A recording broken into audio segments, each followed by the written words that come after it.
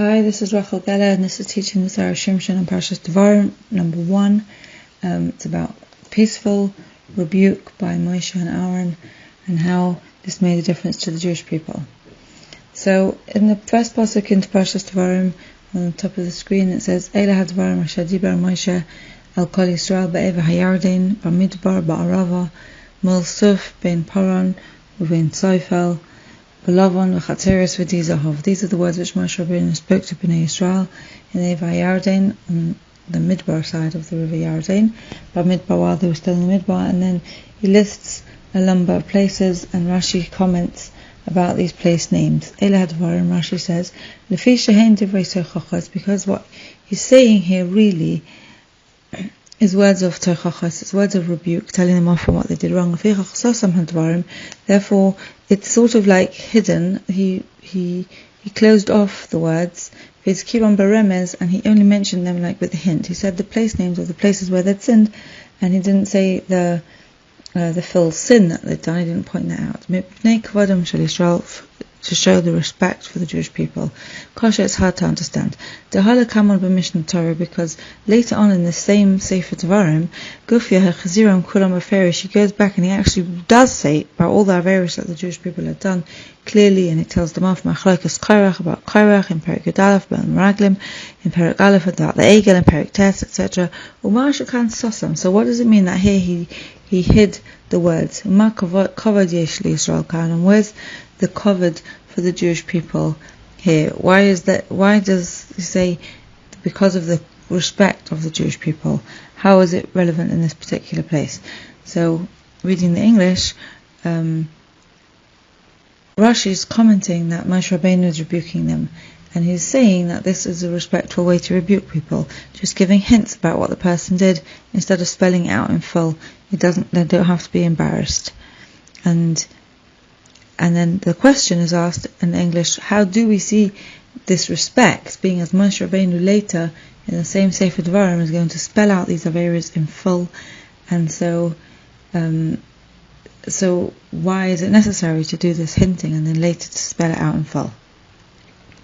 One could say the Isa b'Medrash Rabbah says in the Medrash Rabbah pasuk there about this pasuk, the rebuking of the Jewish people really makes more sense. The Bilam would have done that. And the brachas could have come from Moshe's mouth. He could have, really focused in on their good points and really expanded on them and brought lots of bracha to them.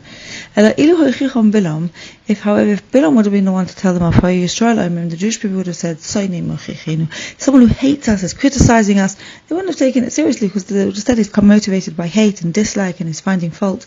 And if Moshe Rabbeinu would have been the one to give them the brachas that Bilam gave them, the non-Jewish people, the rest of the world would have said, look, he loves them, that's why he's giving them brachas. It's all an exaggeration, it's not true. And it wouldn't have had the same resonance, it wouldn't have had the same power, because it was really pointing out the bracha, because they would have said it's not really true, it's not factual, it's exaggerated. Hashem said, let Moshe Rabbeinu, who loves them, be the one to rebuke them and point out their faults. And this can be therefore gentle but also listened to, because they know he loves them. He's going to say things which they can tolerate, and say things for their good even if they're uncomfortable. But Yivarachim Bilam, and let Bilam give them the brachas Shasoinon, who hates them, because then no one can complain that the brachas aren't true. He's seeing good things, he would never exaggerate good things for them. So when he sees bracha, that bracha can expand. And this is in order that the rebukes and the brachas will be clear for the Jewish people. And at Kanashona, that's the end of the quote. So in the English it says it would have made more sense for Bilam to have rebuked them. Bilam hates them. Bilam wants to say all the bad things. He was just waiting with a list of things to say bad, and Hashem didn't let him. Hashem let him only give them brachas. But one of the reasons is because they wouldn't have believed him if he would have given them tochachas. They wouldn't have taken it so seriously, because they knew he hated them. Moshe Rabbeinu they would listen to. And that's why the pasuk says, Eila ha-Devarim, these are the things, these are the matters, asher dibar Moshe al kol Yisrael, which Moshe Rabbeinu spoke al kol Yisrael, to all the Jewish people. Hoil shabao mipi Moshe, being that they came from Moshe Dafka, particularly Moshe, it wasn't just things that got said in the world, truths that were announced, but it came from Moshe Dafka, who loved them dearly, V'lo mipi Bilam, and not from the mouth of Bilam. Nira in Yisrael kamay remes ba'alma. Because of this, the Jewish people were able to see it as a remes ba'alma, which is a hint, which is a gentle way of speaking to them, and they were able to therefore tolerate being told off. They weren't so ashamed, and they were able instead to internalize what Moshe Rabbeinu said and to realize, oh, that's what happened. Oh, this is my responsibility. Oh, I'm sorry. It's very, very hard to take criticism. And that's why he began with mentioning it with a hint. He just said the name of the place where the sin was. To tell them that whatever he's going to explain in more detail afterwards, he's only really saying any of it because he cares about them. He's trying to teach them things which matters for them. And he cares about their covet and their respect. He's not trying to knock that. He's trying to build them. And he wants it to be that they shouldn't have to hear these same things from Bilam, which would be shaming, which would be hating. And that's why he wants his words to be not like brutal, but like a gentle hint in the world, which is something which is much more able to be absorbed. So in the English it says, coming from Moshe, it had the gentleness of a suggestion, and it had the gentleness that people were able to internalize and listen to the words. As a hint and a suggestion, it was not hurtful, and they could later listen to the details, knowing he respected them. He only had their good in mind. Furthermore, one could say, it says in the 6th paragraph of Sanhedrin, Ketanai, that based on the pasuk where it says in Devarim, the hidden things are only Hashem knows about them, and the revealed things are for us and for our children. So this means he's quoting that Historis Hashem Elokeinu means that Averas that we do in hiding, only Hashem Elokeinu can take, can come to us and ask us to change our ways. V'haniglos danu vanenu means that the revealed Averas we are aware of and we can change them. Now, obviously, each person can change their own Historis, they can change their own hidden Averas, but Niglos, we can also help one another to change because they're obvious and we do these things in front of one another. So those are things which we can make a difference about. Melamed, so it teaches us Shalai Anashal and Historis. We understand from this pasuk that Hashem didn't give a punishment, it says in the Gemara, on people who did hidden things, on other people who did hidden things, until after the Jewish people crossed the Yarden. This is what Rabbi Yehuda said. So there was a pivotal moment happened when the Jewish people crossed the Yarden, which was that they accepted responsibility one for the other, and they had to take responsibility. If someone else did something wrong, they also had to bear some degree of the sin, and they had to bear punishment for that. Even they would be punished, but that didn't happen until after they crossed the Yarden, says Rabbi Yehuda. So Hashem did not punish them for Nistoros, for hidden Averas that someone else did, a different Jewish person did in his own house quietly. The other Jewish people wouldn't be punished only during that time while they were in the Midbar. Only after we came into Eretz Yisrael, that was when we were responsible for those behaviors that people were doing that wasn't good. Amar lo Rabbi Nehemiah. Rabbi Nehemiah is not happy about this explanation that Rabbi Yehuda said. Is that Hashem punish about the Nistoros ever? Did Hashem ever punish someone for what someone else does in the hiddenness of their house? How can that be fair? And surely he already said, etc. But just like Hashem did not punish on the Nistoros ever, just like Hashem never punishes about one person for someone else's hidden sins, so similarly Hashem didn't even give any punishment for revealed sins that a different Jewish person did. So if there's two Jewish people and one does an Avera, in the Midbar still, Hashem said, I'm sorry, it's no one else's fault. That person takes the responsibility for what he did. That each one was very much an individual in the Midbar. So until they crossed the Yarden, there was no sense of responsibility that someone else would be punished for what someone else did. They weren't expected to have influenced each other about that. They were more individually inclined. But after crossing, I'm reading in English, after crossing the Yarden, the Jews' responsibility to each other increased. And at this point, there's a difference of opinion how much their degree of responsibility increased. Rabbi Yehuda says, well, Jews were always responsible for each other's revealed sins, and now, after they crossed the Yarden, they were punished even for each other's hidden sins. But Rabbi Nehemiah says that's not true. Hashem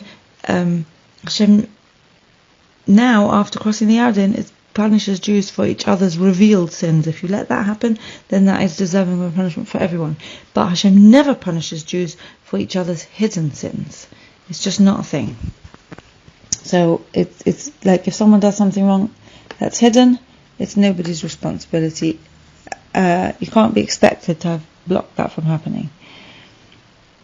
And that's why Amar Kosa, the Pasuk says, Devarim, these are the things which Moshe spoke to all Jewish people, but while he was still on the other side of the Yarden, before they crossed the Yarden, all this extra responsibility taking hadn't happened yet. Because these rebukes which Moshe did kindly Rabbi Mishnah Torah here to the Jewish people in the Sefer Devarim, they were very lightweight criticisms for lightweight sins. Being that they were still on that side of the Yarden and they didn't yet have that responsibility of taking care of each other's averos, taking responsibility for what each other did. They hadn't yet crossed that Yarden and taken the responsibility one for each other. Even the revealed sins, they didn't have responsibility to care, to stop each other from sinning. Kedas Rabbi Nehemiah, as the second opinion was, which was Rabbi Nehemiah said, that in the Midbar they had no responsibility towards each other. And each one was only responsible for his own part particularly, which he had actually done in that Avera. So each one had to stop and think, did I do anything to contribute to that Avera? That bit is his. But the fact that someone else did something, that's not his. So most of them, many of them, had in those massive Averas a tiny aspect that they had done wrong. That the fact that it was like, just like a wisp. It was like almost a nothing, which they had done. As is mentioned about the Egel and Gemara, Yom HaZevach v'Ketzer b'Sayaf, I don't know what this means exactly. Samach b'liboy b'hadrokan. I think it means that a person maybe felt a slight stirring in his heart about the fact that the Egel had happened. Tiny drop of happiness in D'var Torah. He didn't do it. He didn't even see it. He didn't even smell it maybe. But he had some aspect of connection to the Avera. That part he had to shuvah for. That part he did wrong. But as most of them had only done a tiny bit, that's why Moshe Rabbeinu gave a tiny bit of Teichachab, tiny bit of rebuke. But and also could be like it's possible to say that Moshe Rabbeinu started by telling them off with this tiny little hint, and this was particularly for the vast majority of the people who had hardly done any sins whatsoever. But afterwards he did go on to all the details and tell them off in clarity with all the aspects. But this was to help support those people who had sinned a lot and make them change their ways or teach other people not to do those things, because there were some people that had done quite bad things. So Ulafiza, and go through this, Yesh lefarish pasuk, so one can explain the pasuk. When after Korach did the Avera, was rebelling against Moshe Rabbeinu, so Hashem wanted to destroy all the Jewish people. And Moshe Rabbeinu said to Hashem, I really don't think this is fair. If one person will sin, and against the whole congregation you're going to get angry. This is actually hard to understand why Moshe Rabbeinu said that. We actually find that many of them sinned at the time of Korach, not just Korach, but in fact we labelled 250 people. What does it mean that one person will sin? It implies that only one person sinned at that time. And also, if the truth was that that there was only one person who sinned, what was therefore the logic of HaKadosh Baruch Hu originally, to say, okay, I'm destroying all the Jewish people? And why did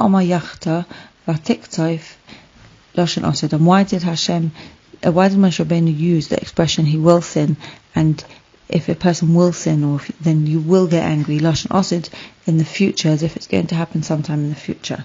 So looking over the English, there was this quote that Moshe Rabbeinu said to Hashem, one man will sin and Hashem will be angry with everyone. So who was this one man who sinned? That's number one question. Number two question, if one man sinned, why would Hashem intend to destroy everyone? And number three, why did Moshe Rabbeinu say this pasuk in this future tense, like somebody will sin and then Hashem will be angry in the future tense? So one could say this is the exact disagreement that Rabbi Yehuda and Rabbi Nechemiah had. It's the same idea. Where the question is, did Hashem punish about the revealed sins? Does Hashem hold Jewish people responsible for each other's hidden sins? Or only on those that are revealed after they cross the Yarden?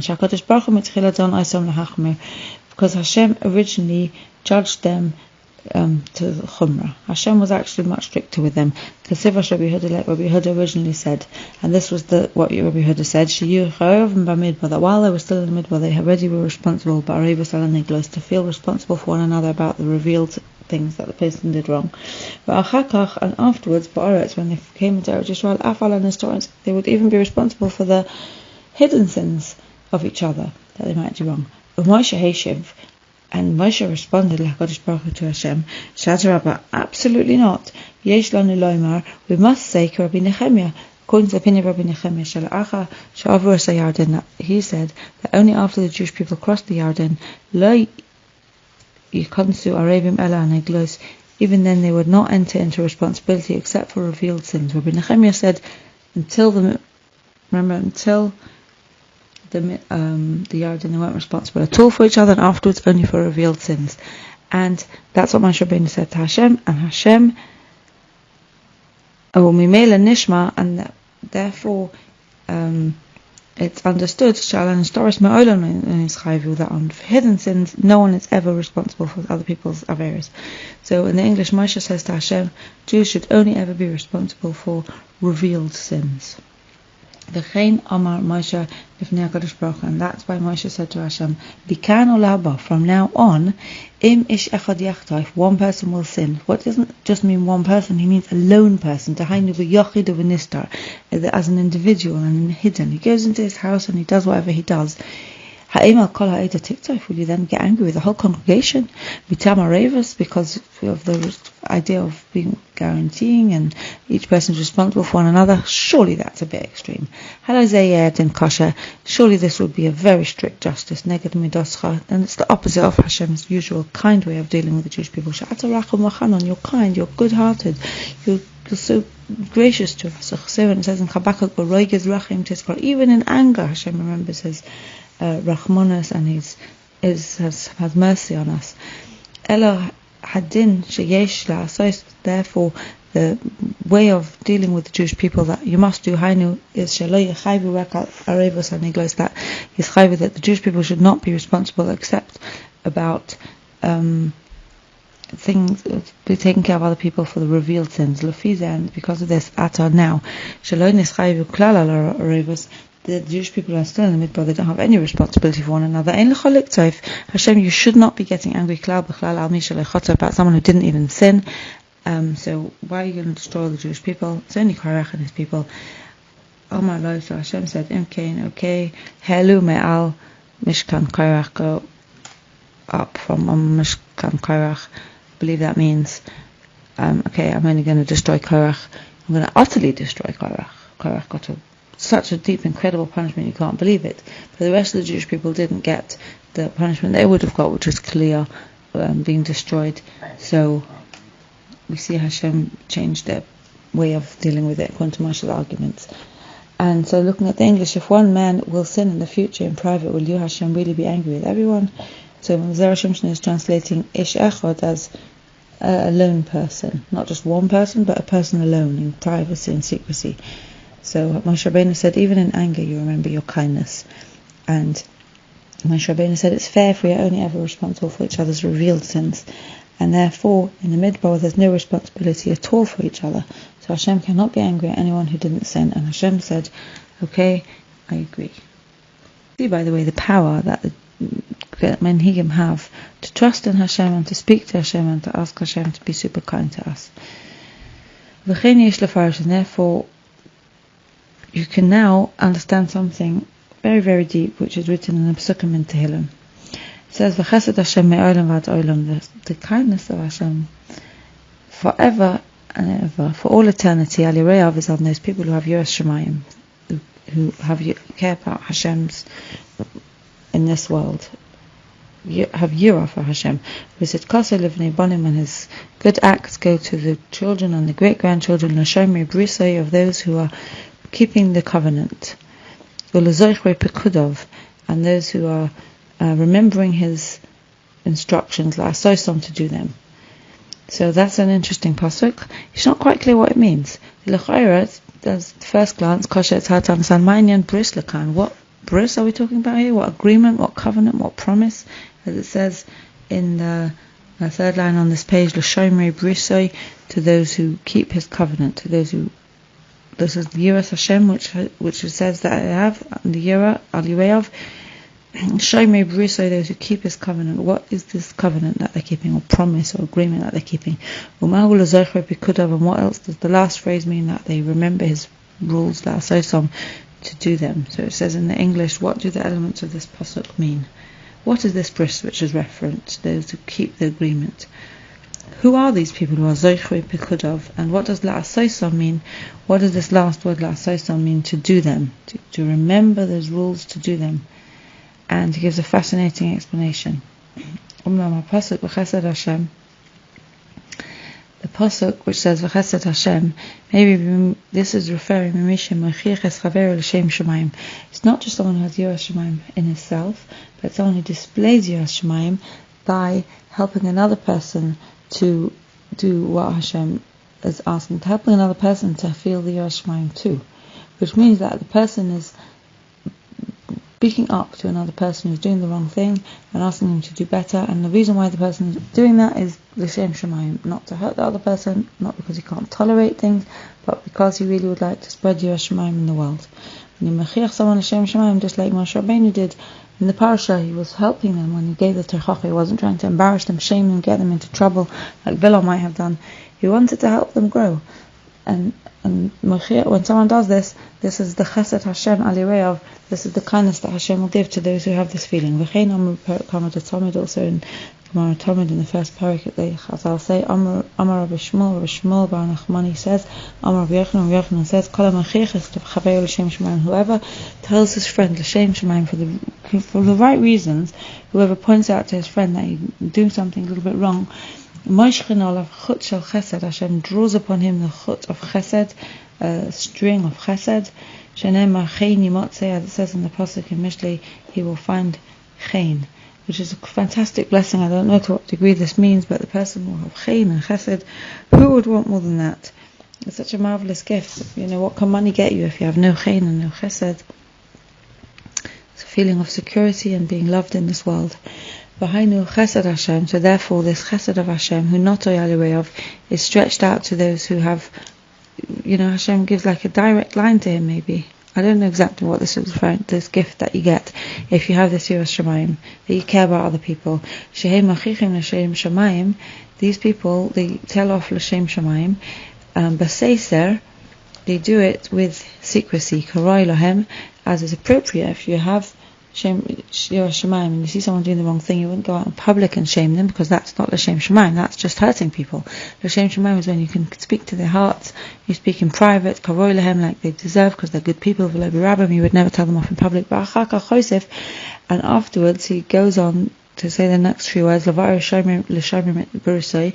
He explains what does it mean, Shomrei Brisoi, that expression that we had in Tehillim before, someone who keeps Hashem's promise. Zera Bris, this is the bris, this promise, this agreement, who Moshe Kiblu Aleim Ba'avram Yarden, this is what they agreed upon themselves when they crossed the Yarden, which means to pass you over, to enter you into a agreement. When they crossed over the Yarden, then they got this arevus, the sense of responsibility, where they had to look after each other, people make sure that each other didn't sin, and took responsibility, which would be punished if each other did sin. That was the agreement we've been referring to as arevus, the whole of this D'var Torah, etc. That they took responsibility to care about one another for any revealed sins that each other might do.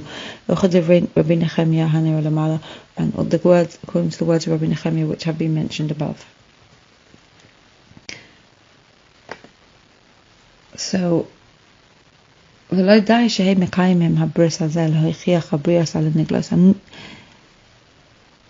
sure I didn't miss out a bit. No, it's fine. Not some people don't just keep this promise to tell people off if they're doing the wrong thing, obviously. Because then, okay, they speak privately, someone who's obviously doing something wrong and they need to be just told something. Okay, they speak up. Yes, it's a little bit hurtful, but they do it carefully with tact, and they try to mitigate the pain so that the person can listen and can make a difference. But these people, some people who are called Shomer Brisoi, who really protect that agreement. They even do more than the strict letter of the law. When they know that a certain person has a certain avera that they do in secrecy in their own house, they can't go out and punt and speak up about it. Or perhaps they know this person is doing this avera and he won't agree to be told off. And as we know from the Gemara and Yavamas, just like it's a mitzvah to say something which will be listened to, it's also a mitzvah not to speak up when you know that person won't want to listen and won't listen and will reject the words. Better not to say. And it's really better not to say. It's better not to hurt the person, and it's better not to put them into the category of someone who's deliberately doing the wrong thing. Better not to speak up when you know that person won't listen, says the Gemara and Yavamas. So these people are Shomer Bris who want to protect that agreement. They get very clever. So what they do is they talk about that avera when they happen to be in a conversation, not at that time, not that the person feels like he's being looked at and criticized. They just talk about the avera in front of him when he's listening somehow. And they sort of manage to slip in the fact that there's amazing terrible punishments for a person who does that avera and wonderful rewards for people who are careful not to do it.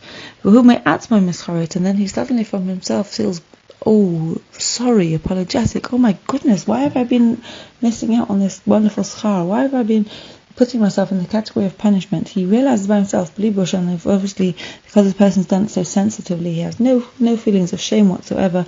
He didn't feel stigmatized, he didn't feel bullied or criticized, and he's able to then make a change to his mindset and try to go past what he originally justified to himself by doing it by himself in his house. Or perhaps he just was locked in that habit, and now he's able to get past it on his own because he heard these little hints. He's able maybe to break those boundaries and go beyond and find a way to live his life in a better way. Without any shame, and there wasn't any actual tochacha that happened. There was no physical rebuke that happened. No one said you are doing the wrong thing. Nevertheless, tochacha has happened because the person, not tochacha hasn't happened, but a revus has happened. Responsibility of the agreement has happened because the person has helped the person get past where they were stuck in sin and now try to develop themselves a bit more. So looking at the English, some Jews do even better. They help others who have hidden sins. And the sin is hidden. They can't rebuke the person because he's doing whatever he's doing in his house, or he's doing it in a way that he doesn't want to be stopped. Number two, or he wouldn't receive the rebuke properly. And therefore it's a mitzvah that we shouldn't be speaking up. So what do you do if you want to help someone to l'shem shamayim, that he should get a better reward in the next world? L'shem shamayim, because you care about him. You care about what's possible. So the Jewish person who wants to do this, he just talks about the sin and the reward and the punishment associated, and he hopes that somebody is actually listening, and the person himself might choose to change without any embarrassment, and no rebuke has happened. Obviously this has to be done very sensitively. We see Moshe Rabbeinu did this. The Jewish people perhaps were not interested in hearing any punishments, hearing what they'd done wrong, and he managed to just talk. He just mentioned, he didn't even say it because it says these are the words which he said, and it says where he said them. He didn't even say the words. It's like a hint of a hint. It's like a wisp a wisp of a smell that comes from like a pot on top of a pot, which is like a hevel havolim, tiny aspect of hinting that maybe something could be done different, something could be done better, and the person does get that feeling that they could make a change because it's done with love. Okay. Now this is a second way. So the first way of speaking to a chocha is that you actually speak up to the person. The second way of doing it is when you hint to them. Now here's the third way. And there's also a way of doing to a chocha which is like Aharon HaKohen. Sha'amru b'medrash. It says in the medrash in Avos Rabbi Nosson. When my Aharon HaKohen would see two people arguing with one another, or he saw one person full of sins. So Aharon HaKohen was very perceptive. He knew when people were not like going on the right path and finding themselves in more and more trouble and picking fights with people. He did know, but he had the plan. This is what he did. He would hang out with that person. He would go to him and spend time with him, walk with him. And that other person would say to himself, if Aharon would know how awful my deeds are, he would never be spending time with me. And because of this, he would do teshuvah. So this is the third way that a person can be inspired to do teshuvah, fascinatingly, just by spending time with someone who's good. The other person is affected. He can't help but be affected. When someone is good and spending time with you, and that person is consistently good, it doesn't penetrate, but the badness that the bad person has kind of bounces off that, and it hurts the person, and they feel ashamed. Their own badness, it sort of like gets reflected back off the other person's goodness, and they start to see like a mirror of their own behavior, and they from themselves want to do something different. And that's why if a person is a tzaddik and is able to be a consistent tzaddik like Aharon HaKohen, they can do the silent rebuke, which is just staying. It's not a judgmental rebuke. Aharon HaKohen was never judgmental of them. He never thought critically of them. He could see what they were doing wrong, but he didn't keep trying to move from his brain into the other person's brain. You ought to change, you must change. He didn't do that. He was being kind, and his kindness made such a difference to the Jewish person. And this is method number 4. Sometimes this is another thing Aaron will do. If he saw two people who were fighting with one another, they didn't see each other's point of view, they had they had arguments, they just saw distance and difficulty. He would go from one of them, and he would say, I know you don't see it this way, but your friend has kind of made his inner peace with you. He actually is not angry with you anymore. He has, or maybe he never even was. It's a misunderstanding. I don't know, but he has peaceful feelings about you.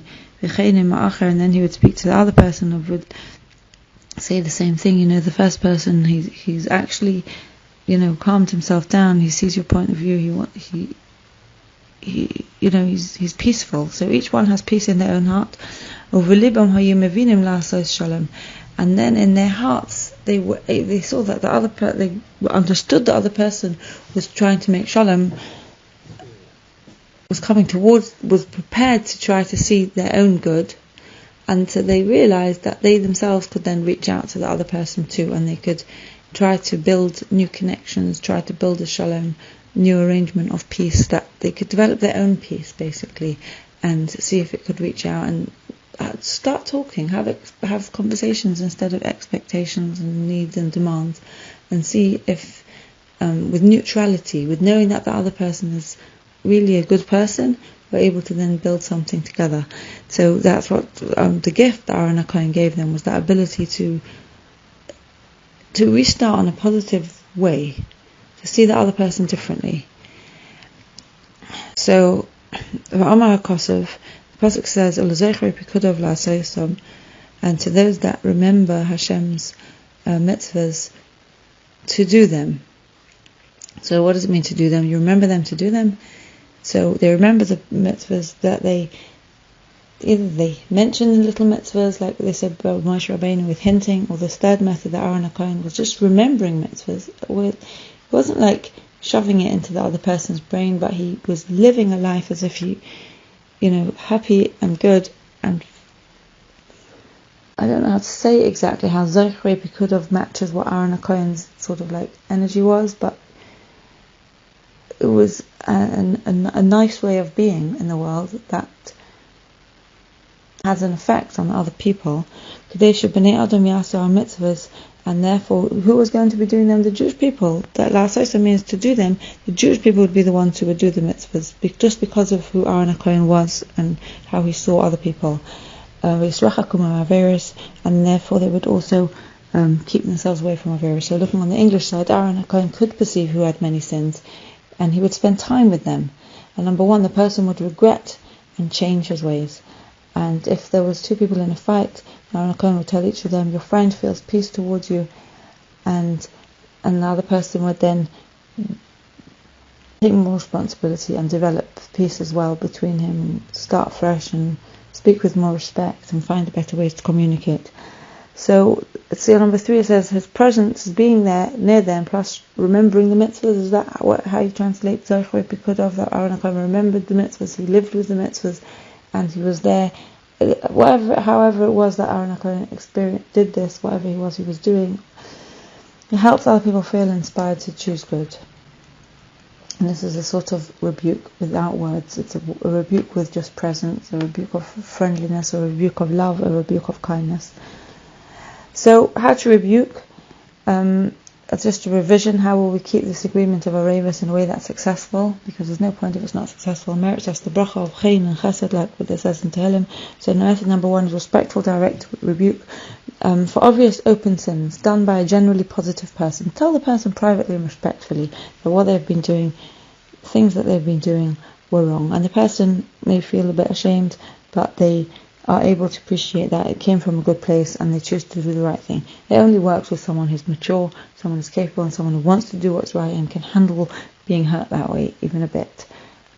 So that's method number 1 of rebuke. But method number 2 is what Moshe Rabbeinu did, which happens in more cases probably, that the pleasant mentions, if they have done their sin in hiding, or if they're not open to hearing what they have been doing is wrong, mention the mitzvah in passing, the pros and cons of doing it in a friendly, unstressed way.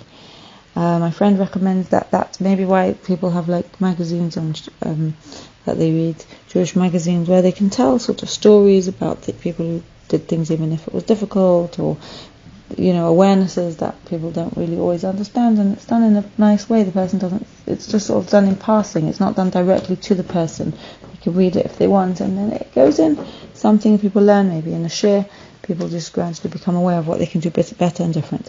And what happens is the person himself chooses to do the right thing. Remember this, it's all about choice. There's no way that Torah forces the other person to do the right thing. It just gives them more ability to choose. And method number 3 and method number 4 are Aaron's 2 methods. The first method was to spend time together, and the second method is to say to people who are arguing, the other person doesn't want any harm, doesn't intend you any harm, they want to make peace. Aharon HaKohen would be aware if people sinned. Surprisingly, the other people were hiding that from him, but he actually had a perception, maybe not a knowledge because they were doing it in private, but he could perceive, he had an awareness, and he would spend time non-judgmentally near them, and then they felt embarrassed of themselves and of their acts. They appreciated Aaron's company, and they felt ashamed of what they'd done. They respected him a lot and chose to change their ways. And then method number 4 is saying your friend does not intend you any harm, he's made his peace with you. It helped them to see their friend in a new way, and they realized the steps they could take to create peace. And so this is what we learn from Moshe Rabbeinu and from Aharon, how to make peace and how to do the mitzvah of Techacha, the mitzvah of rebuke and Arevus, in a nice way, in a meaningful way. And the last page is, these are the things you don't need to bother with when rebuking someone. If you see someone do something wrong, successful rebuke does not harm, and almost always, I'm guessing, we're on a path, we sometimes make mistakes, but we have to check and make sure we're doing it right.